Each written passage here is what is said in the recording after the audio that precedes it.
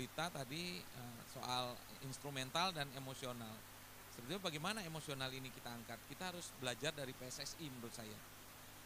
PSSI itu bagus sekali. Jadi yang mereka tonjolkan para pemain ini pulang kampung. Para pemain ini pulang kampung. Jadi misalnya Ragnar Oratmangun pulang kampung ke Kupang. Itu ada video-videonya. Sama orang Kupang, dia jalan-jalan ke pantai. Terus ada yang lain, dia makan, dia bilang, oh ini nenek saya masak ini terus nih. Apa pastel atau apa, ini nenek saya dari saya kecil saya udah di. Jadi hal-hal itu yang lebih diangkat. Sehingga para penggemar bola ini menerima mereka apa adanya gitu. Bahwa mereka adalah bagian dari kita, bukan mereka. Itu. Ya, menjadi kami bukan kalian gitu. menjadi kita sudah. Nah itu yang diangkat dibandingkan mereka ini jago loh, hebat loh, prestasinya begini, seolah akan ada perbandingan sehingga memunculkan dikotomi baru. Lah pemain lokal kita begini dong, begini kan.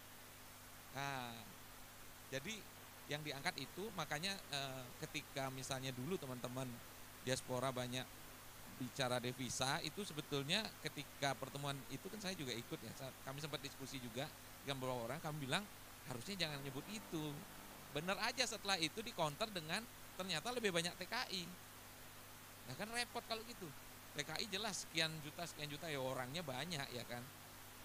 Orangnya banyak dan menyebar, dampaknya sampai ke desa-desa ya kan. Sementara ini kan kelas menengah ya jadi dikotomi begitu kan akhirnya. Nah itu yang menurut saya apa yang disebutkan oleh 3 kajian tadi, 3 buku itu, mereka bicara bahwa di beberapa negara pengalamannya itu penerimaan terhadap wacana kewarganegaraan ganda itu bisa terjadi kalau pakai pendekatan-pendekatan yang lebih emosional. Bahwa anak ini Indonesia banget loh.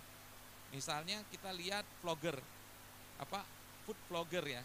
Food vlogger dari berbagai negara itu ternyata pengikutnya di Indonesia banyak banget. Padahal misalnya dia orang Korea, makan Indomie di mana, di Warmindo, dia ulas, itu aja bisa diterima gitu. Padahal jelas-jelas warga negara asing gitu ya. Tapi bisa berbahasa Indonesia, terus makan makanan yang seperti itu gitu. Itu pendekatan-pendekatan yang emosional seperti itu memang yang lebih mudah diterima. Tapi ketika kita membanding-bandingkan seperti membandingkan prestasi, membandingkan penghasilan, nah ini yang bisa menimbulkan wacana yang tidak perlu sebetulnya. Ya kita pakai wacana-wacana yang kalau bisa hard power, kita soft power aja. Soft power kayaknya lebih mudah kalau kita lihat tadi hasil kajian itu kan, 3 kajian bilang pakai soft power, pakai emosional, lebih bisa diterima, lebih mudah diterima dibanding pendekatan yang lain.